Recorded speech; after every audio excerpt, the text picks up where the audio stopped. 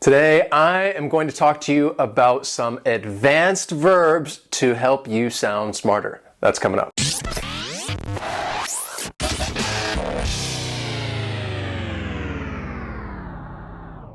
Welcome to today's lesson. It is a super awesome, amazing vocabulary lesson because I'm going to teach you 10 different verbs to help you sound smarter. And I say that they help you sound smarter because these are more advanced verbs. These are advanced vocabulary words that are very specific, very precise, that you can use in certain situations so that you can perfectly express your ideas, thoughts, and opinions and say exactly what you want to say. These verbs are going to help you do just that. Now, I'm not only going to tell you the verb and the meaning, but I'm also going to give you the pronunciation as well as an example sentence so that you can see how these words are used in context. That's very important. So, without further ado, let's begin.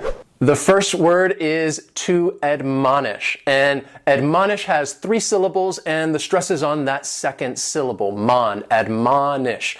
And this is a verb that we use with a direct object, to admonish someone, usually for doing something wrong, because what it means is to counsel or advise against something. It's kind of like you're scolding somebody in a way, but not because you are super angry and they did something really terrible, but they just did something wrong and it's not correct. Maybe it was a little rude. You just interrupted me again while I was admonishing you for interrupting me. Have you ever been admonished for doing something? I definitely have been admonished for many things in my life.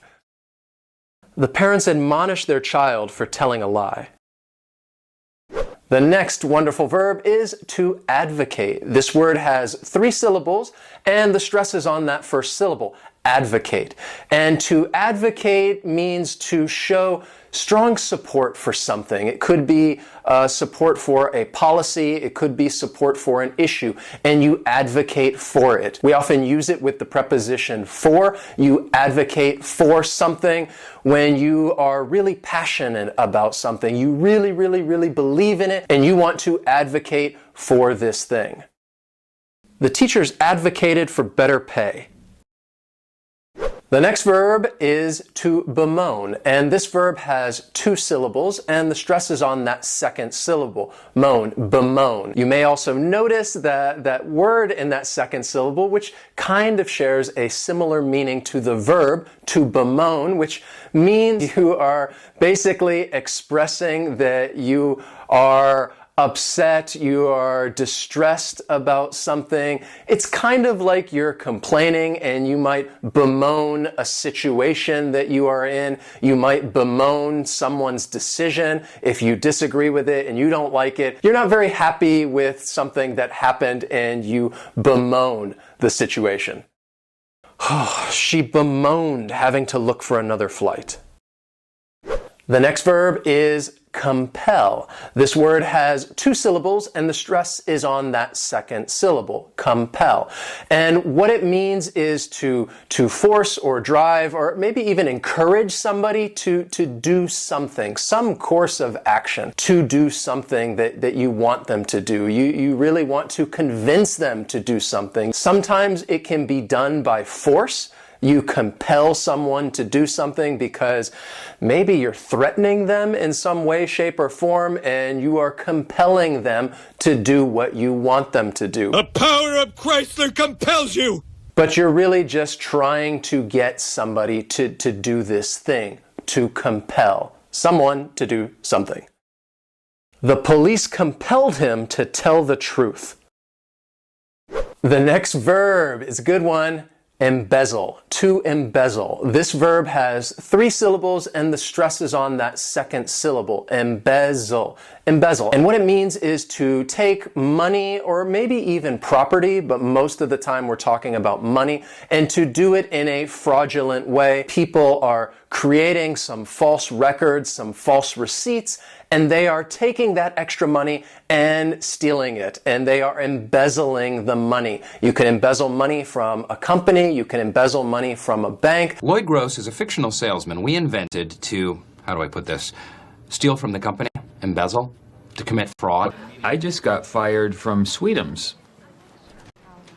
Because you were embezzling. Now, if you do this, it's a crime, so it is not a good verb. It's not a verb that you want to be associated with.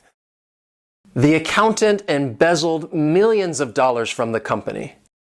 The next verb is extol, to extol. This word has 2 syllables, and the stress is on that second syllable, extol. And what it means is to praise highly, to give a lot of high praise to someone or to something. Oftentimes you might extol someone during a eulogy. If there is a funeral and a person is giving a eulogy and talking about the person that has passed away, you want to talk about all of the good things that this person did. You want to give them a lot of praise, and you would extol this person. You can also use it talking about places or things if you really just want to speak highly of it. Extol. She extolled the beauty of modern art. Next is the verb impugn, to impugn. This word has 2 syllables, and the stress is on that second syllable, impugn. And what it means is to claim that something is false, to say that, to challenge it and say that it's not true, and kind of cast doubt upon this situation or even this person. So because of a few bad apples, you impugn an entire continent? I'm impugning a continent. A lot of times you might hear it with the word character, to impugn someone's character. Basically saying that this person should not be believed, that they say things that are false, they're dishonest, and you're trying to cast doubt over the things that this person is talking about when you impugn someone's character. Mr. Chairman, if she's going to impugn his character while he's speaking... It's not a good verb. It's not something that we should try to do, but this is a situation that happens, and it's a great way to describe it, to impugn someone or something. They tried to impugn her character with false accusations. Another great verb, which is one of my favorites, is obfuscate. This verb has 3 syllables, and the stress is on that first syllable, obfuscate. And what it means to obfuscate something is to confuse or bewilder and just try to create a confusing situation so that it's really difficult to understand. So you might hear it being used, they want to obfuscate a situation, they want to obfuscate an issue, they want to obfuscate a policy. It happens a lot, I think, in politics when you're trying to get people to believe one thing or another thing, and some people try to obfuscate certain issues. The oil companies tried to obfuscate the benefits of wind energy. The next verb is placate. This word has 2 syllables, and the stress is on that first syllable, placate. And what it means is to appease by giving something up. You're giving up some concession in order to try and get something that you want, to placate someone. For example, if somebody is upset with you, you did something wrong, you will do something for this person. You'll give something up. You are trying to placate them in order for this person to forgive you, to be okay with it, and just to move on, to placate someone. Nothing she could say or do would placate him. Another great verb, repudiate. This verb has 4 syllables, and the stress is on that second syllable, repudiate. And this means to reject something, to reject it with disapproval, because there's no authority in this thing that people are trying to say or do. To repudiate someone, or you could repudiate something. So for example, at work, if you are the manager and you have employees and they make a request, and you could reject it and say, no, I don't like it, this is a terrible idea, you would repudiate this. Senator Eleanor Prentice Shaw, does it bother you at all your son repudiates so many of your more controversial policies? No. It was refused, rejected, rebuffed, repudiated. It's kind of a confrontational word, because if you repudiate something, then you're really letting the other person know that you're a bit unhappy, that you don't like this and you are rejecting it, you repudiate it. The professor repudiated the students' request to postpone the exam.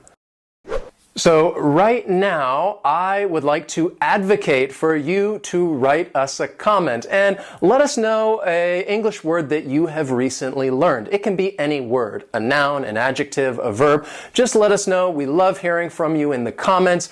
If you don't write us a comment, I'm not going to bemoan the situation. I'm not even going to admonish you, but we would really appreciate it. And if you do, I will placate you by coming out with another lesson next week. I hope you enjoyed learning these new words and you can go on and practice and use them. Please hit that like button if you found this lesson useful. And as always, thanks for watching and we'll see you next time.